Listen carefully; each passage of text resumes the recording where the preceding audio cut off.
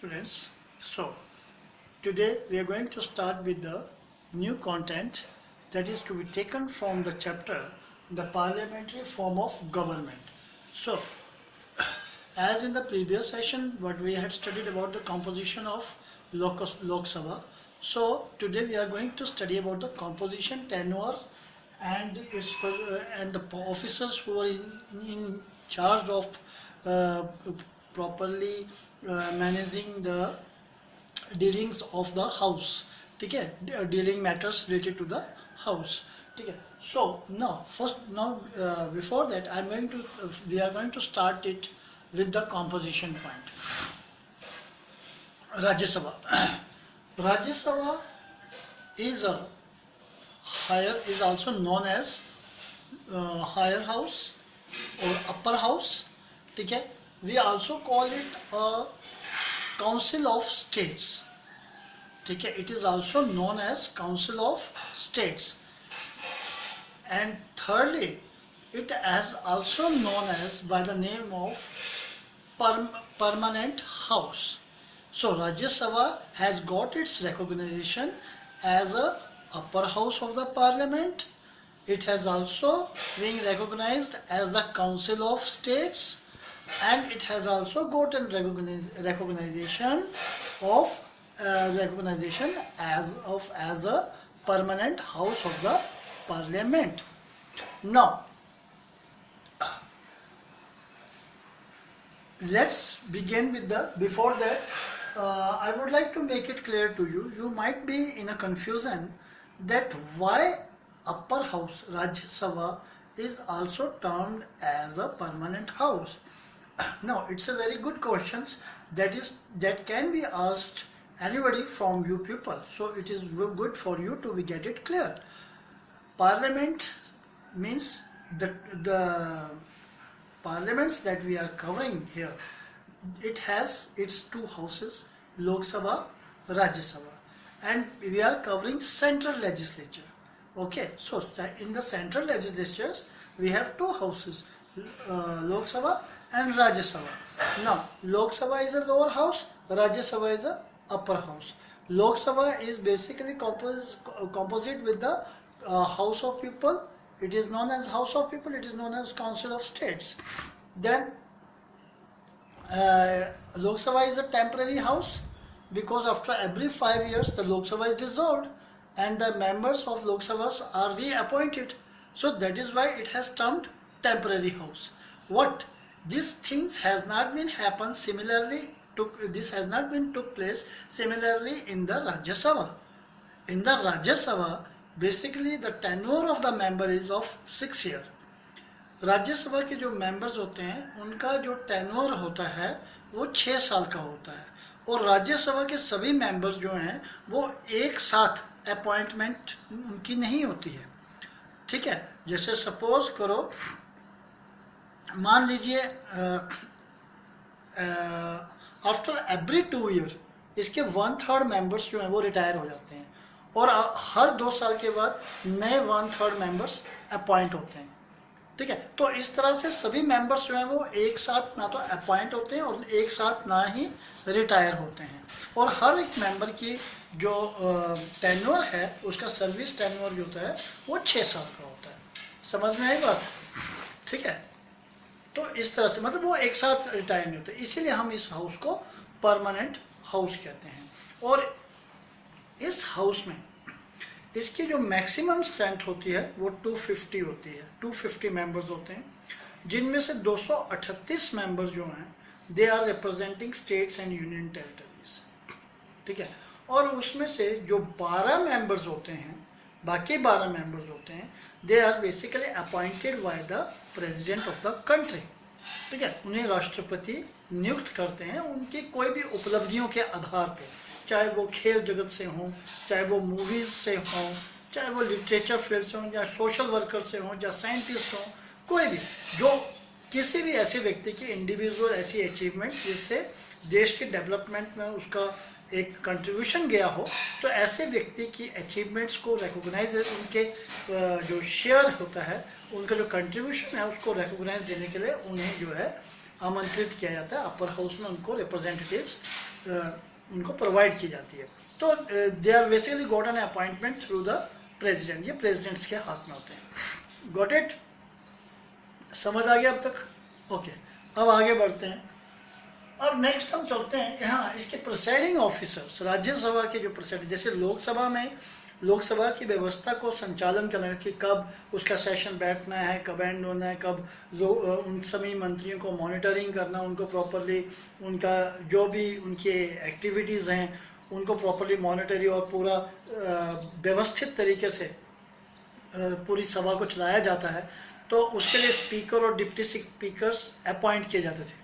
Similarly Rajya Sabha में भी, राज्यसभा में जो एक्स ऑफिशियो जो ऑफिशियल होता है, ठीक है, जो चेयरमैन होता है राज्यसभा का, वो होते हैं वाइस प्रेसिडेंट, ठीक है। तो जो डिप्टी जो स्पीकर होते हैं, राज्यसभा का जो डिप्टी स्पीकर होता है, उनकी अपॉइंटमेंट जो है राज्यसभा के मेंबर्स के बीच में से ही किसी एक को अपॉइंट किया जाता है as for a deputy speaker of Rajya Sabha.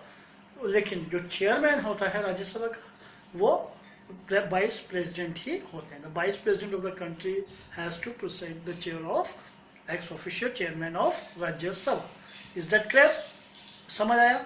Okay, अब हम आगे बढ़ते हुए इसकी आज एक और content topic clear to cover करते हैं, that is power of the parliament. अब हम पार्लियामेंट की पावर के बारे में पढ़ेंगे आज। मीन्स अब पार्लियामेंट में क्या गया, लोकसभा राज्यसभा। अभी तक हमने लोकसभा और राज्यसभा, ठीक है, इनको सेपरेटली हमने इनको स्टडी किया, ठीक है। अब हम पढ़ने जा रहे हैं, now we are going to study about the powers of the parliament, कि ये पार्लियामेंट की पावर्स जो हैं वो क्या होती हैं। So basically power of the parliament has been basically bifurcated in different categories like legislative, financial, constitutional, executive, then your judicial और इलेक्टिव पावर्स भी कह सकते हैं, ठीक है। तो इस तरह से ये पार्लियामेंट की पावर्स हैं। Now I am going to explain about that in a detail. Legislative powers of the parliament, legislative powers of the parliament में ये वो पावर्स आती हैं जिसमें जो लेजिस्लेचर्स हैं, बेसिकली लोकसभा और राज्यसभा दोनों, they are assigned a duty to formulate a law. इनका काम होता है कानून बनाना, ठीक है, नए कानून बनाना, जहाँ जो पुराने कानून हैं उनमें अमेंडमेंट करना, ठीक है।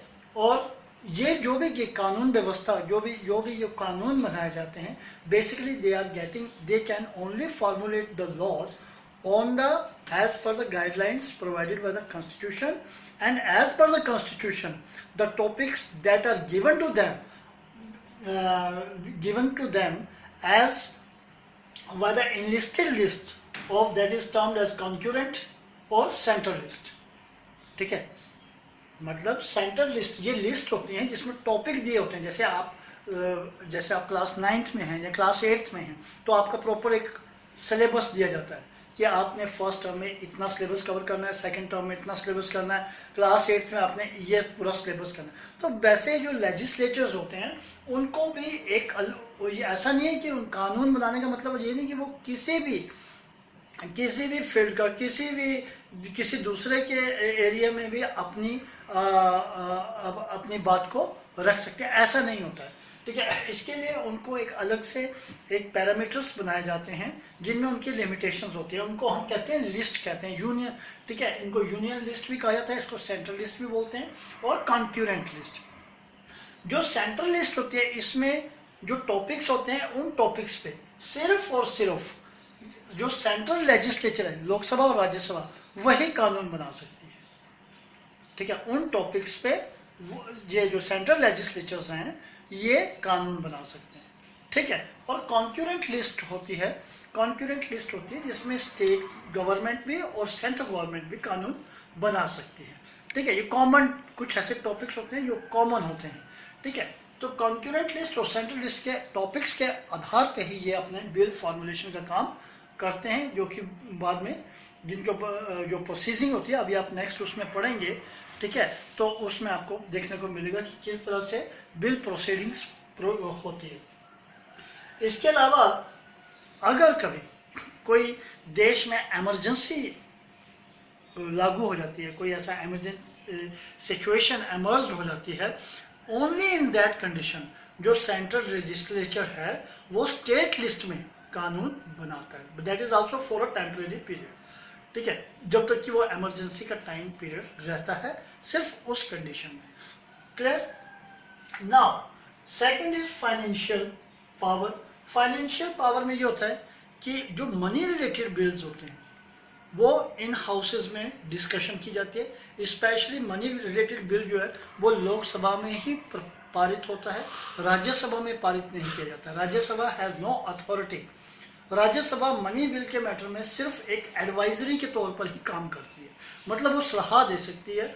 वहाँ पे उस हाउस में मनी रिलेटेड बिल पास होकर आता है लोकसभा से, वो उसको सुन सकते हैं, समझ सकते हैं, अपने सजेशन रख सकते हैं, लेकिन वो उसको रिफ्यूज़ नहीं कर सकते, ठीक है। Money related bill, only money related bill, ठीक है। तो ये then comes constitutional. Constitutional powers में ये है कि दोनों हाउसेस अगर समय के साथ साथ, अब संविधान जब हमारा लिखा गया था तो उस समय का जो व्यवस्थाएं थी, जो हमारी सामाजिक, आर्थिक, राजनीतिक आधार थे, वो उस समय के हिसाब से थे। समय के साथ साथ इन सारी चीज़ों में बदलाव आता है, समय के साथ हर चीज़ में बदलाव आता है।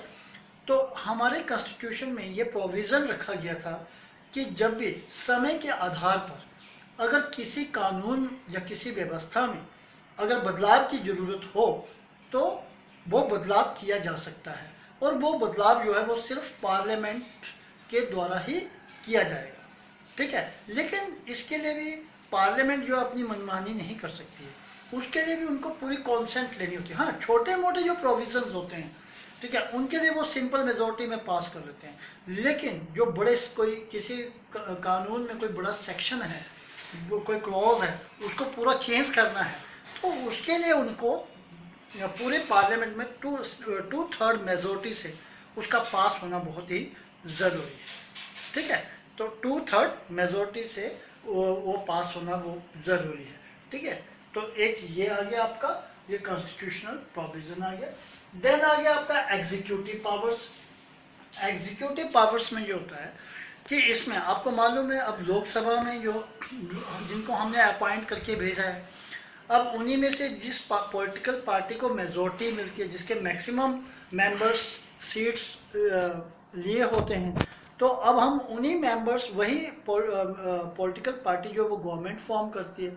अब वो गवर्नमेंट जो है वो जो भी पॉलिसीज़ बना रही है, जो भी वेलफेयर पॉलिसी, जो भी देश को चलाने के लिए, देश का एडमिनिस्ट्रेशन प्रॉपरली चलाने के लिए वो जो भी कदम उठा रहे हैं, उनके उस हर कदम को, हर पॉलिसीज़ को, उनके लिए गए हर स्टेप्स को जो है, जो काउंसिल ऑफ मिनिस्टर्स होते हैं पार्लियामेंट में, लोकसभा राज्यसभा में, they are entitled to ask questions related to the different topics in which they had took steps, ठीक है।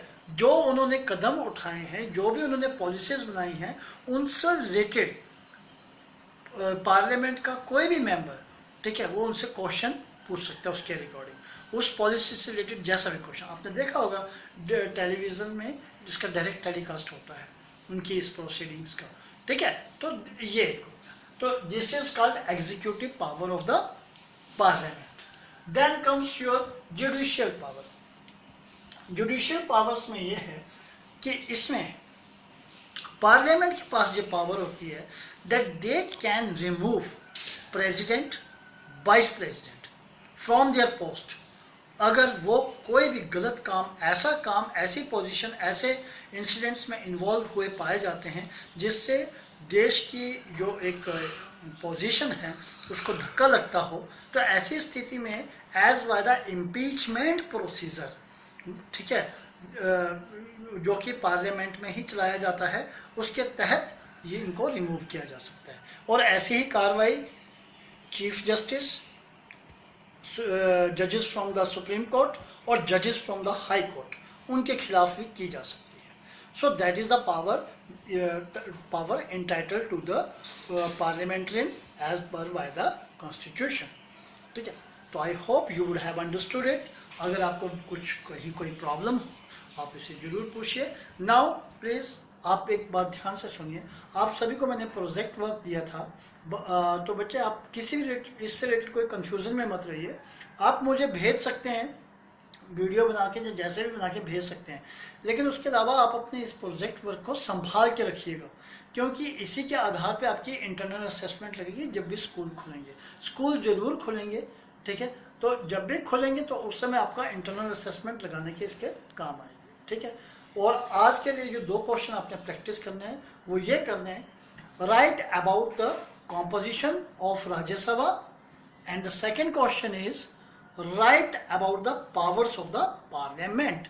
आप ये दोनों क्वेश्चन अपने शब्दों में करिए और रफ नोटबुक में करिए। Okay, thank you very much, have a nice day.